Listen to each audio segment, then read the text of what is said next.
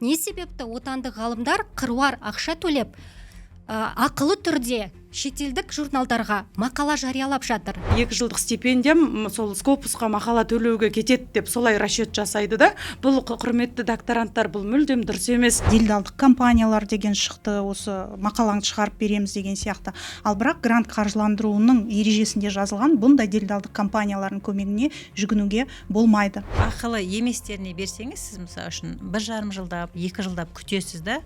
Ол кезде біздер білеміз, біздерге берілетін ғылыми жобалар әдетте қанша бар болғаны 2,5 жылға ғана беріледі.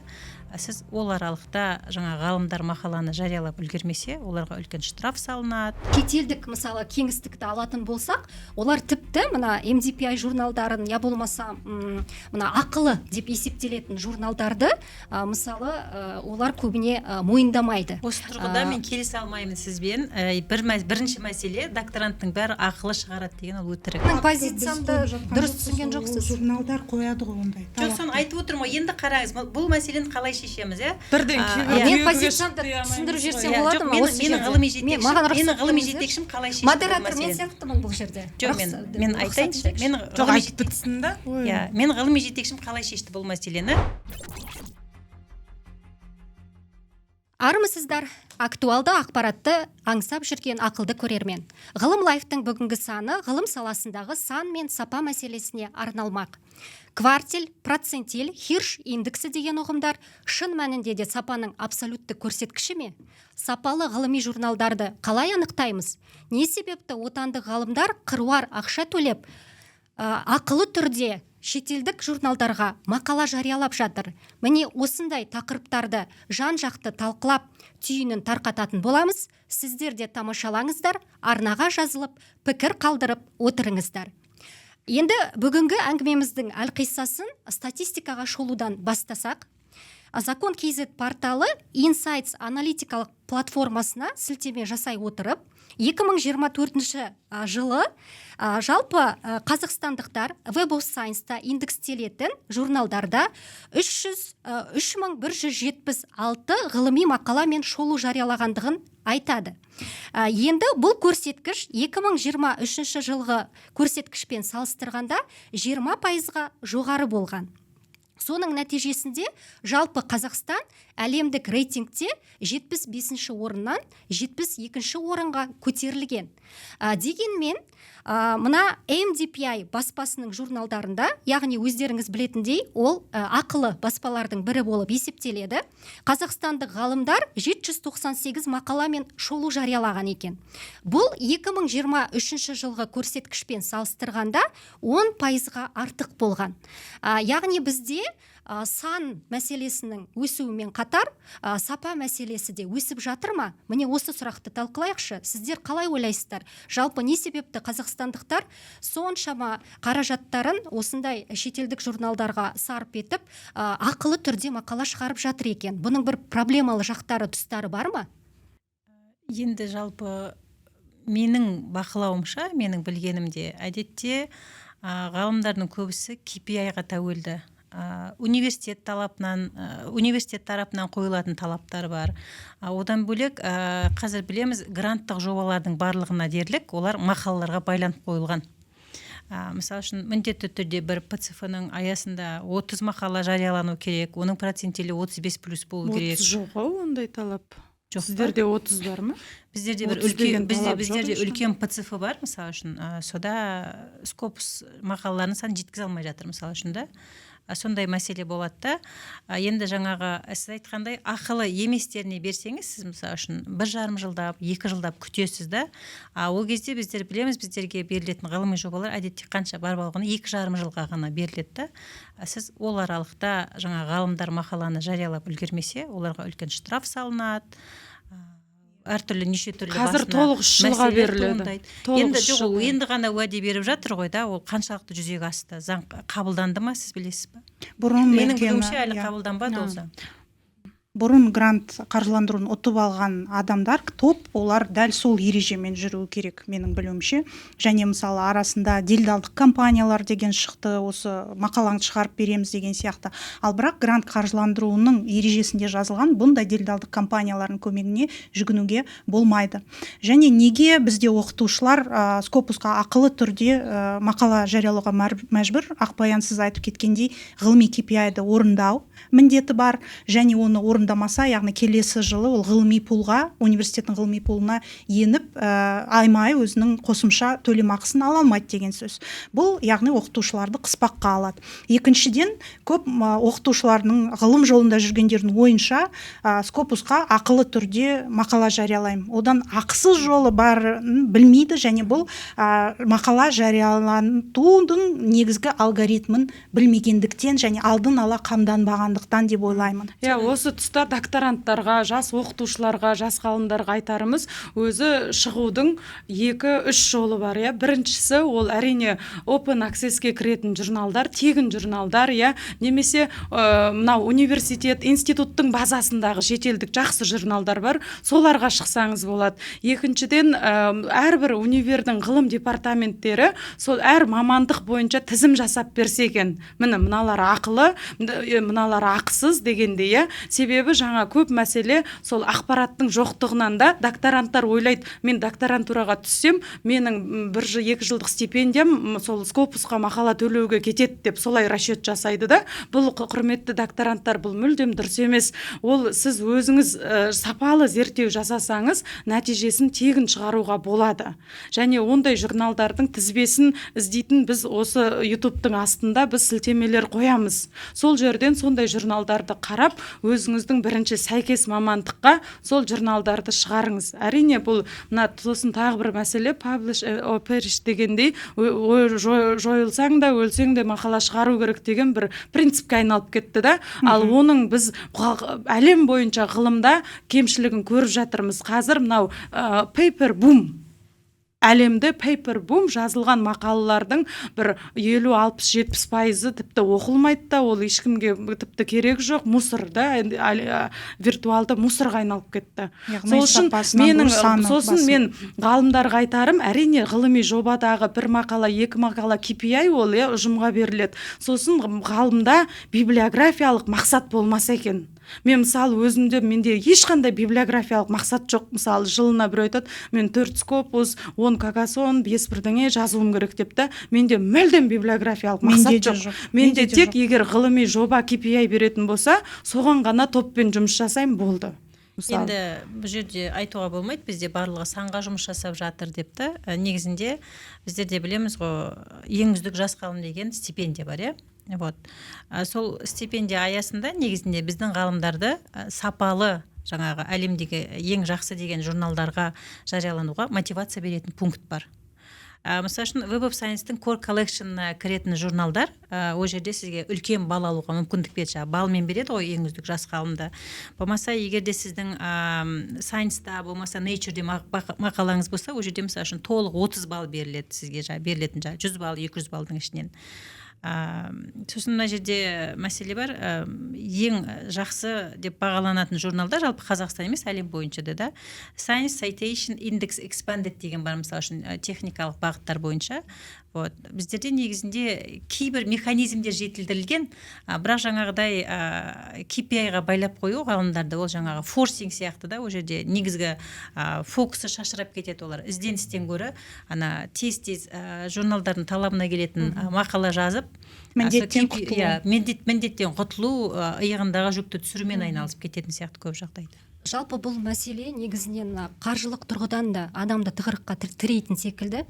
Әсіресе ол мына оқып жатқан докторанттардың қалтасына өте қатты тиеді деп ойлаймын. Себебі мысалы осы статистикаға ілігіп отырған MDPI журналында орташа мақала шығару бағасы 1800 швейцар франкін құрайды. Ол дегеніміз шамамен Қазақстан теңгесіне шаққанда 1.150.000 теңге шамасында. Енді сіз ойлаңыз, докторанттың стипендиясын өздеріңіз білесіздер, оқытушы құрамның да жалақысын жалпы өздеріңіз білесіздер.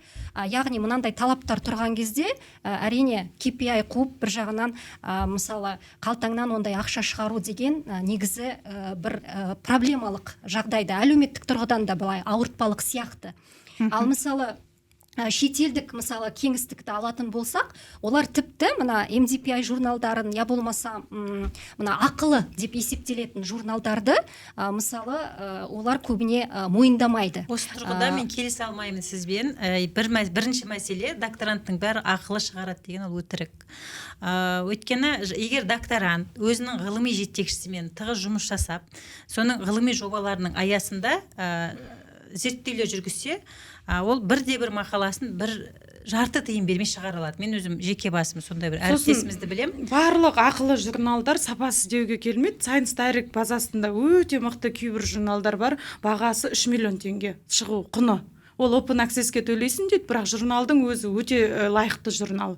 Ол бір жағы, ол сапа, ақылыда да сапа бар. Яғни бұл жерде сіз ақыны Open Access қылу үшін ғана, қолжетімді ету үшін ғана төлейсіз, мақаланы шығаруға емес қой. Ал бізде сосын көбі мынау Ресейден келген көп компаниялар көп қазір.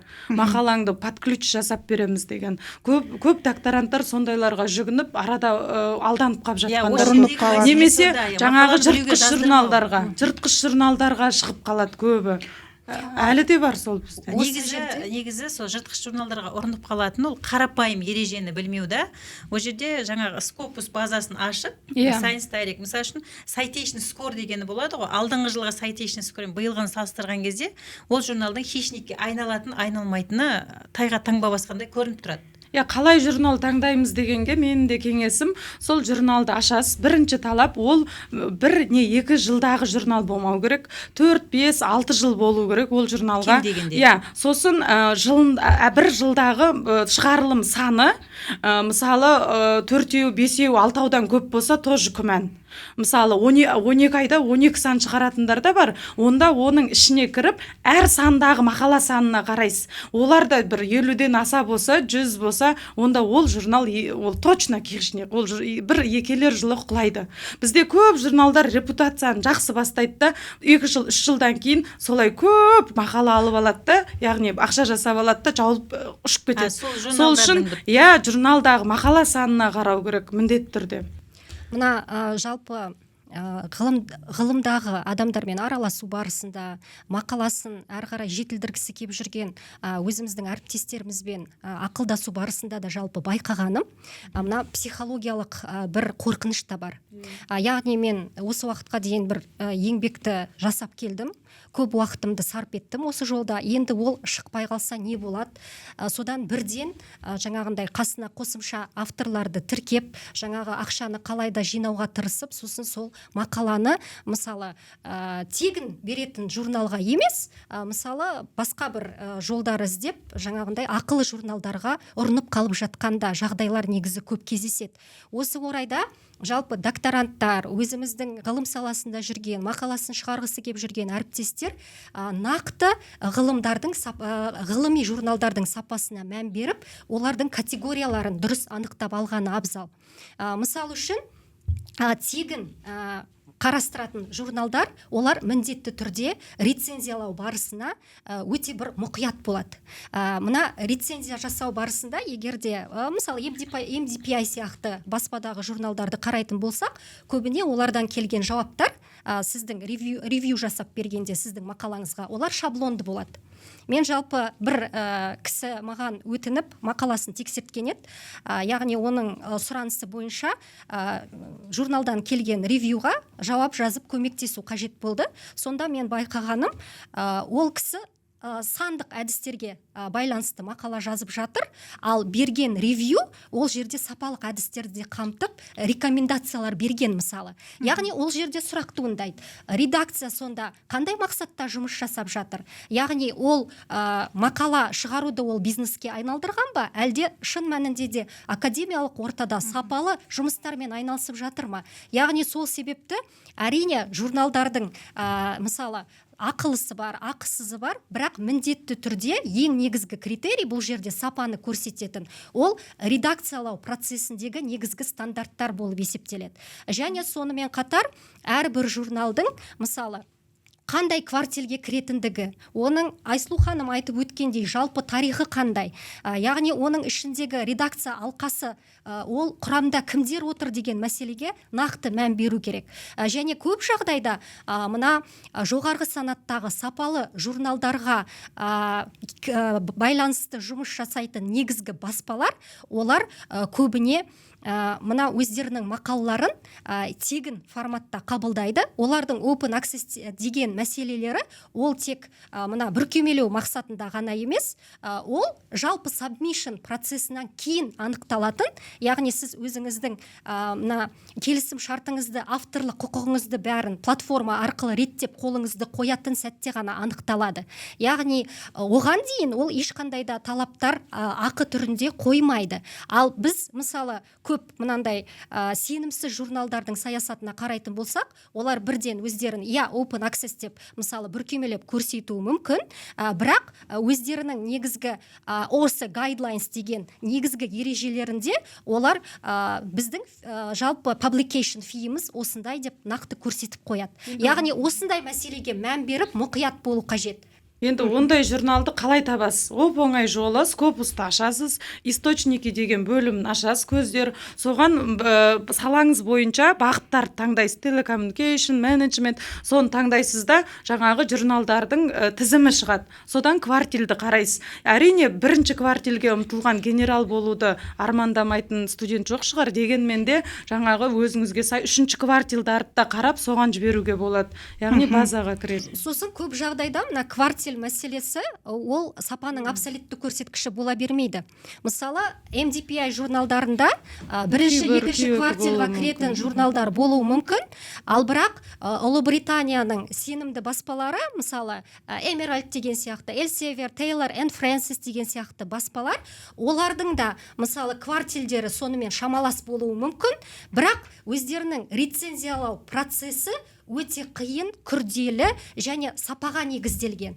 Сол үшін мына шетелдік жалпы жұмыс істеу саясатында мына квартилге, тек қана квартилге мән бергеннен гөрі журналдың жалпы өзінің беделіне, белгілі бір ортадағы саладағы және сонымен қатар мына баспа мәселесіне ерекше мән берген абзал.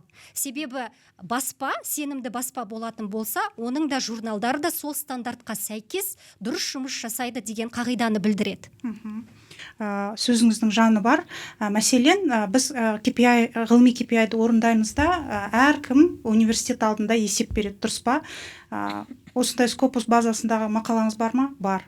Какасонға кіретін мақалаңыз бар ма? Бар. Таза мынандай галочка үшін, бірақ оның ішінде не мәселе көтерілді, қандай ғылыми жаңалық ашылды, этикалық жаңағы комитеттің рұқсаты бар ма интервью алуға, ондай мәселелер ескерілмейді. Есепте тек бар ма бар, жоқ па жоқ, таза статистика үшін жұмыс жасап жатқан сияқты біздің жалпы жоғары білім. Қалай ойлайсыздар?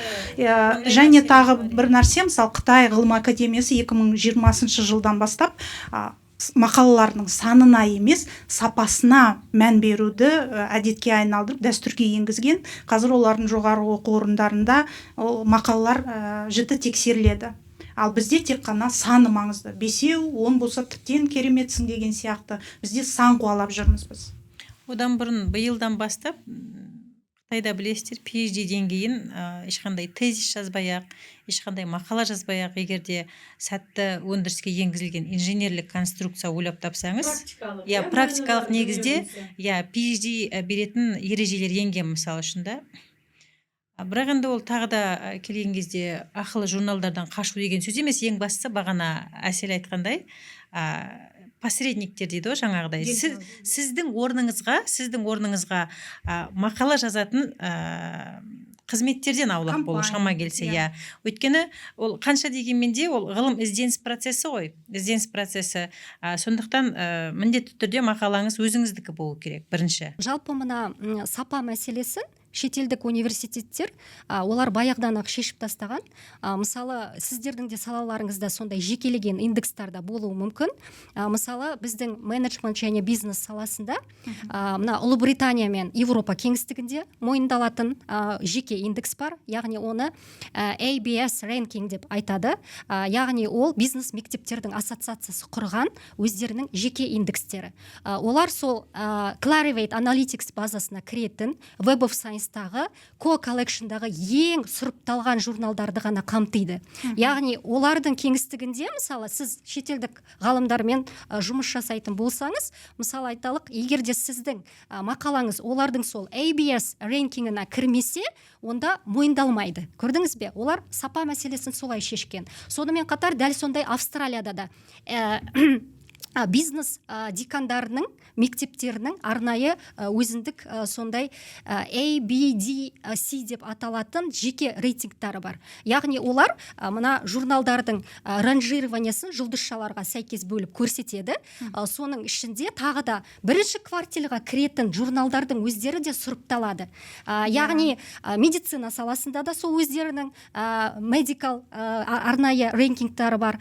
Содан кейін мына математика, IT саласында да сондай рейтингтар бар негізі. Сөйтіп, мысалы, жоғарғы санаттағы университеттер өздерінің бәсекеге қабілеттілігін қоғамға дұрыс бағыттап көрсету үшін және өздерінің профессорлық оқытушылық құрамының сапасын көрсету үшін осындай жеке рейтингтарды қабылдаған. Негізі да бұл жерде мен ойлаймын, мәселе бағдар беруші ғылыми жетекшіде. Өйткені менде болды, мен мақаламды жаздым ғой, сосын мақаламды ана журналға берем, қабылдамайды, мына журналға берем, қабылдамайды да. Сосын біздер оқып жүрген кезде бір журнал болды, Жатит деген. Ол да тоже басында процентилдер жоғары болып, елдің бәрі соған жіберіп, басында 34, одан кейін 25-ке түсті. Содан мен айттым, ағайымнан мен Жатитке бере салайыншы, шаршап кеттім, шығатын түрі жоқ деп та. Мен ғылыми жетекшім ол қайтпады. Айтты, жоқ, бұл мақала деңгейі дұрыс мақала. Біз жаңағы бір журналда айтты, оның импакт факторы 11, процентелі 100-ге жуық. Ол кісі сондай талап қойды да, міндетті түрде сол журналға шығару керек деп та. Өйткені болады, мысалы үшін, докторанттар іздену барысында күйіп кетеді. Енді әрбір салада жекелеген индекстерге байланысты олардың рейтингісі анықталатын журналдар болады. Сіздер өз салаларыңызда, мысалы, болашақ докторанттарға бір бағыт-бағдар ретінде қандай негізгі журналдарды атап өтер едіңіздер? Мен өзім IEEE журналдарын ұсынар едім. Біздің саладағы ең мықты журналдардың барлығы сол жақта. Одан кейін ACM Computing Service журналы өте жақсы, мысалы үшін импакт факторы өте жоғары, 25-30 шамасында. Жалпы IEEE журналдарына берген докторант ешқашан қателеспейді. Енді бізде гуманитарлық салада Q1 деңгейіндегі журнал бұл Nationalities Papers, International Journal of Cultural Policy бар, және Journal of Communication, бірақ бұл тізім бұнымен шектелмейді, өйткені міндетті түрде Q1-дегі емес, Q2-дегі журналдар да бар, сапалы бола алады. Ол яғни кварталде сапаның абсолютті көрсеткіші емес, бірақ негізінен осы журналға жарияласаңыздар, еңбектеріңізді өкінбейсіздер. Біз өз саламыз бойынша пайдалы журналдар тізімін осы подкасттың астына қоятын боламыз сілтемеге. Мен өз салам бойынша да Case Study on Transport Policy, Case Study жай Transport Policy, сосын Journal of Business Research деген журналдар тұсынам. Бұл журналдарды мен жай сән үшін емес, әр сабақта кітап сияқты қолданам. Мысалы, содан бір мақала оқып келу, соны имрат бойынша талдап беру, соны оқу, яғни бұндай журналдар бізге бұл шамшырақ сияқты да, ары қарай оқығанға. Себебі қазір соңғы білім ол кітапта емес, монографияда емес, ол журналда мақалалар әлі монографияға айналам дегенше ол 1-2 жыл кетуі мүмкін. Қазір 2026-27 жылғы мақалалар шығып қойды. Сондықтан сол мақалаларды мен солай әдебиетте пайдаланамда оқытам. Сол үшін ол қажет. Ондай журналды білу қажет негізі. Жалпы қонақ үй туризм бизнесінде Journal of Travel Research, Annals of Tourism Research және Journal of Hospitality and Tourism Technology деген негізгі журналдар бар. Олар квартилдері әртүрлі, яғни бұлар көп жағдайда тек қана теориялық бір контрибьюшнға емес, сонымен қатар бір практикалық ұсыныстарыңыз болса да мақұлдайды, қабылдайды, және осы журналдарда шыққан мақалалар негізінен ол тек қана осы біздің жергілікті кеңістікте ғана емес, жалпы әлемдік кеңістікте де мойындалады және өте сапалы. Енді мысалы ертең мен қорғауға дейін осы тізімнен шығып кете ма деп қорықпай жариялай алатын журналдардың қатарында болып есептеледі. Біз осы тағда мысалы Хирш индекс туралы бағана сіз айтып кеттіңіз ғой, соған ой қосқым келеді. Мысалы бәрі оның атауын да дұрыс білмей Хирша индексі деп, мысалы Хирш деген кім білесіздер ме? Кім ол, қашан енгізді? Мысалы университетте сол Хирш индексіңіз қанша дейді, оны Хирштің өзінің кім екенін білмесе олар қалай талап етеді осы Хирш индексін? Ол жай ғана осы индексацияны енгізген Калифорния университетінің ғалымы, америкалық, 2005 жылы енгізген, және ол да Хирш индексі бізде бұл арнайы бір жекелеген салаға тәуелді, және жас ғалымдарға ол кішкене бір әділетсіз десе де болады, келісесіз ғой, оны өйткені жоғарғы индекске жету ол Хирш бойынша қиын. Сол үшін мысалы кейбір тар маманданған журналдар Q2, Q3 деңгейінде болуы мүмкін, бірақ олардың сапасы төмен дегенді білдірмейді. Соны ескерсе, және квартил бұл журналды бағалайтын, біліңіздер, құрметті докторанттар, мақаланың сапасын емес, тек қана журналды бағалайтын бұл квартил деген көрсеткіш сол.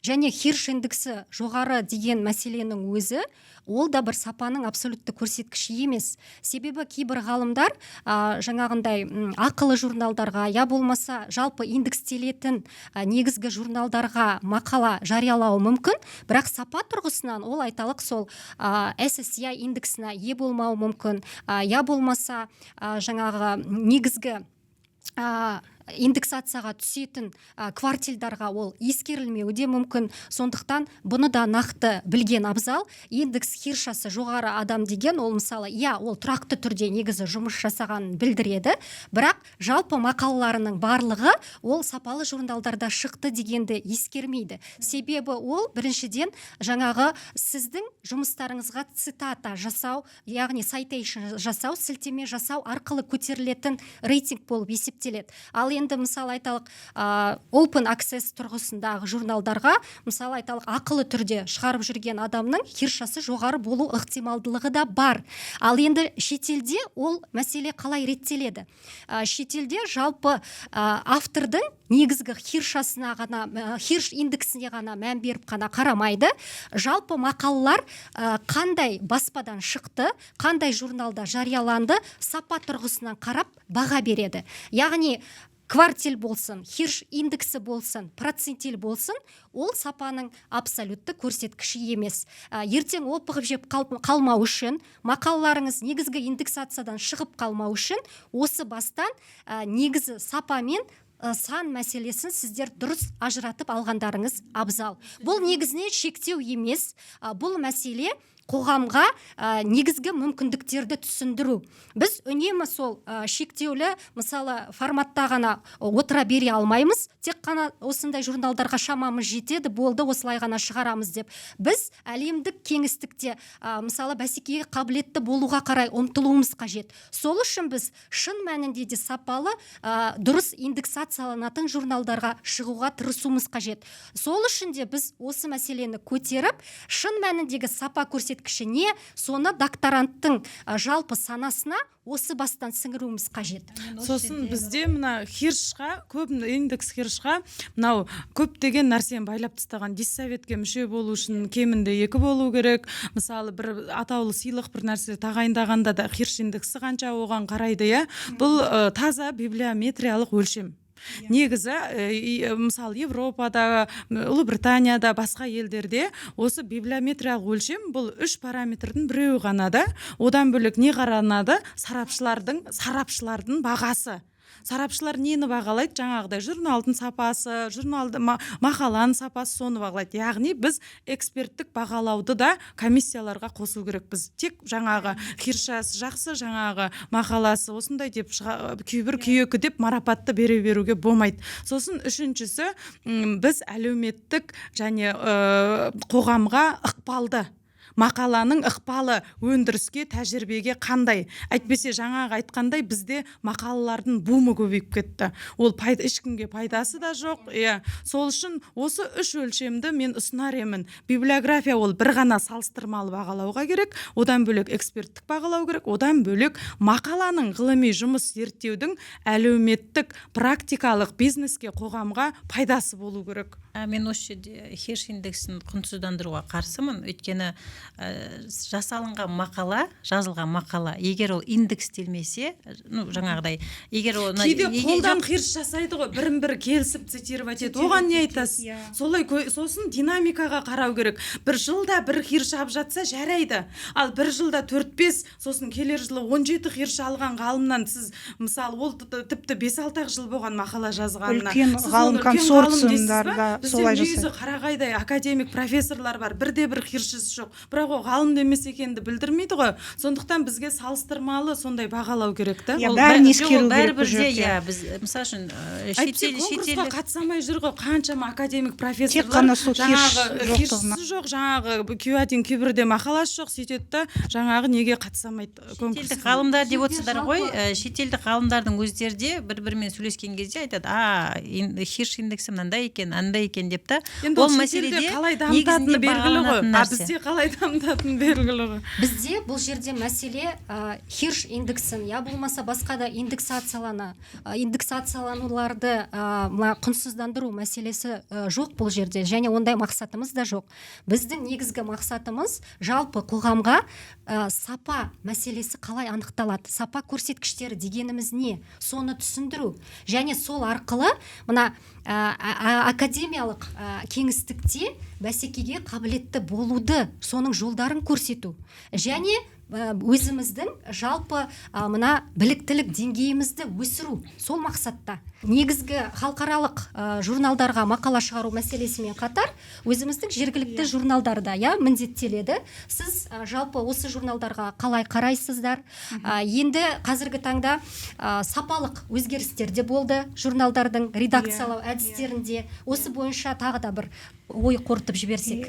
Енді ол министрліктің тізіміне мен қарсы емеспін, бірақ ол жерде мынандай мәселе бар.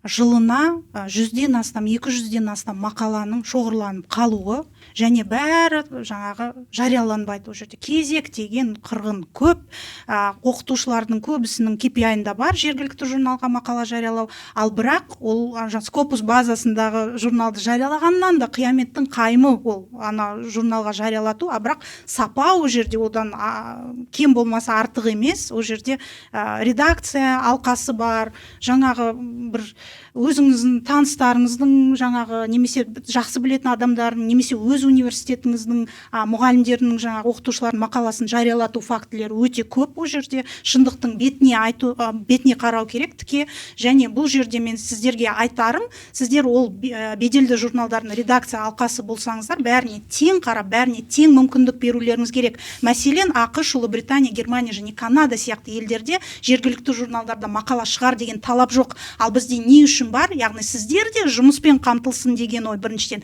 және екіншіден жергілікті докторанттар содан бастаса деген ой ғой. Содан бастап ары қарай халықаралық журналдар емес. Бұл жерде біз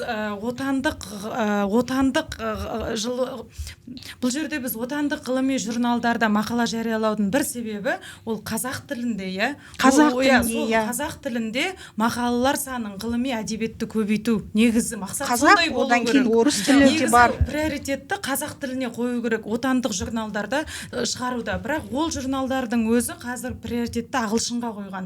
Себебі олардың мақсаты Scopus базасына енуді, сөйтіп олар қазақ тілден гөрі ағылшын тілге приоритет кет қояды. Меніңше отандық журналдарды мақсатты түрде қаржыландырып мемлекет тарапынан қолдау керек. Және ол жерде басымдықты 60% қазақ тілге көп мән беру керек. Сіз мейлі орыс, ағылшын тілінде бересіз, бірақ қазақ тіліне аударып сапалы дүние беру керек. Сонда біз қазақ тіліндегі ғылыми контент дамиды да, олардың барлығында дәйі бар. Мысалы, халықаралық кеңістікке айналымға енеді.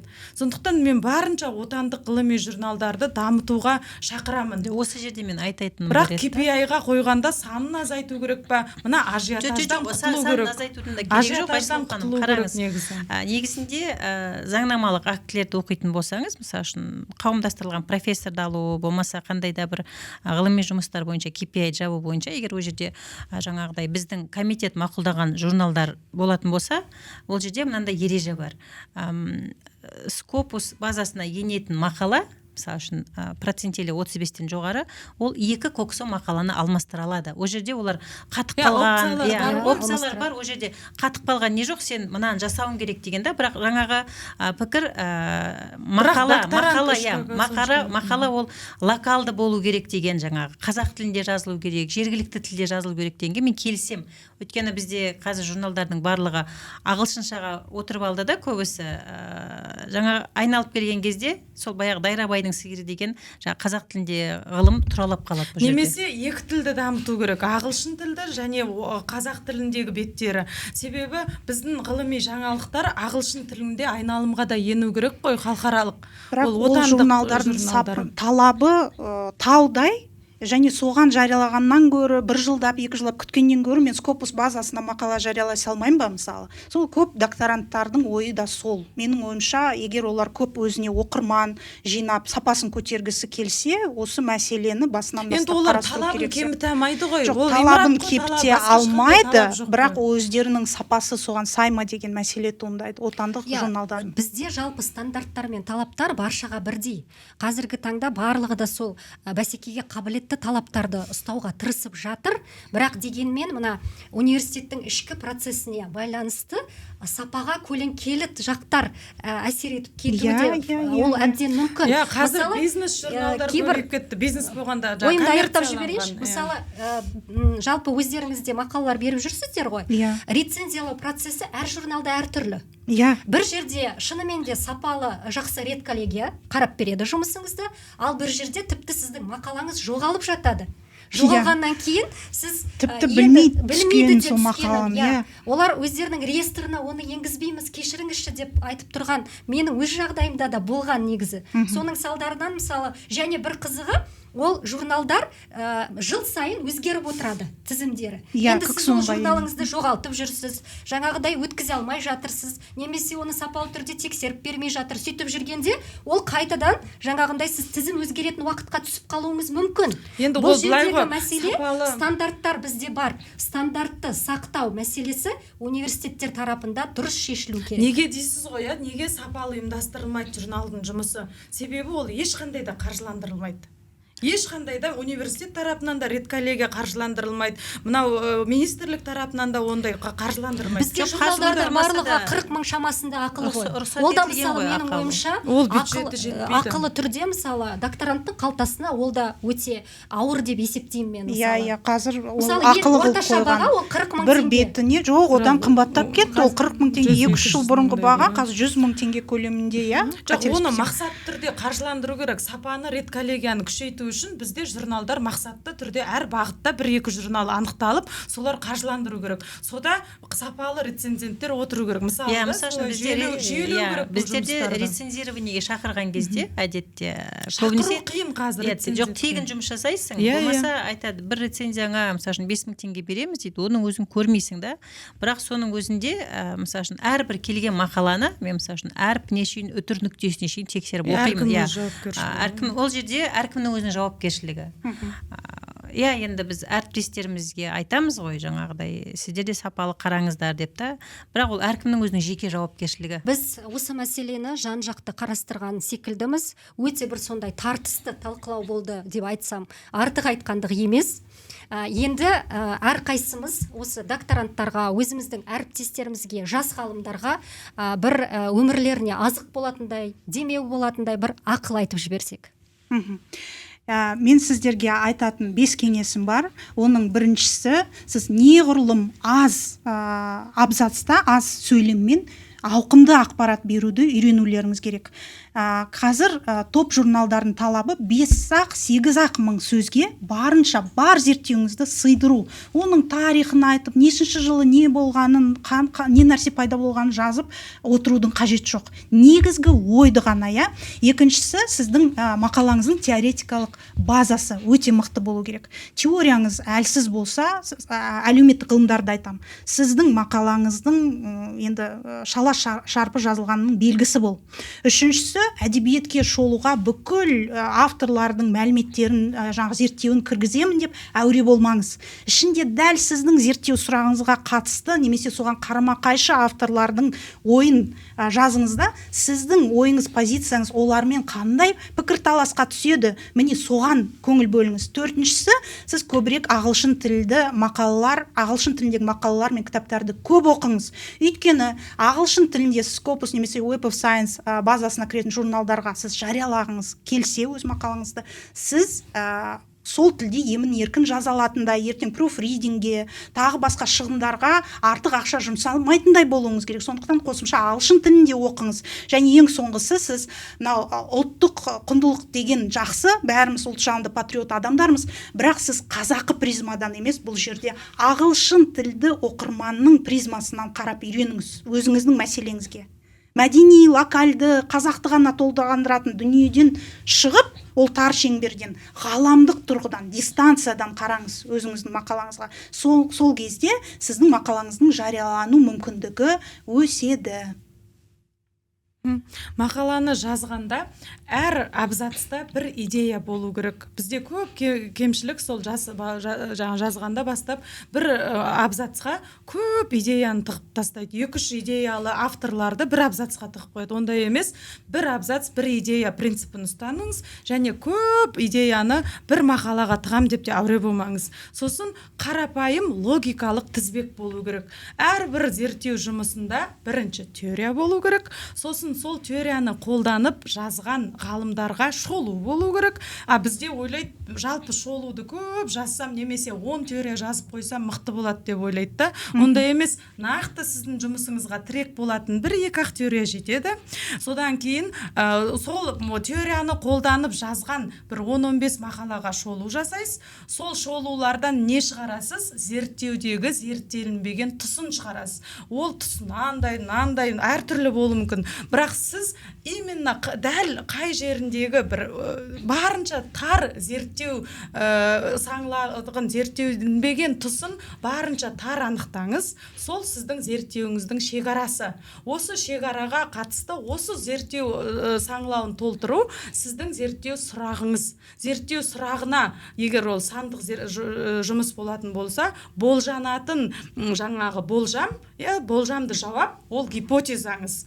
Яғни ал ары қарай сол зерттеу сұрағынан әдіс таңдайсыз, ары қарай соның зерттеуді жүргізесіз, нәтиже шығарасыз. Сонда бір ғана қарапайым логикалық тізбекпен жол жүріп өтесіз. Ал бәрін тыға беру мүмкін емес. Сосын бірақ талап әрбір Scopus мақалаға ол сіздің жүріп өткен жолыңыз анық, айғақ көрініп тұру керек.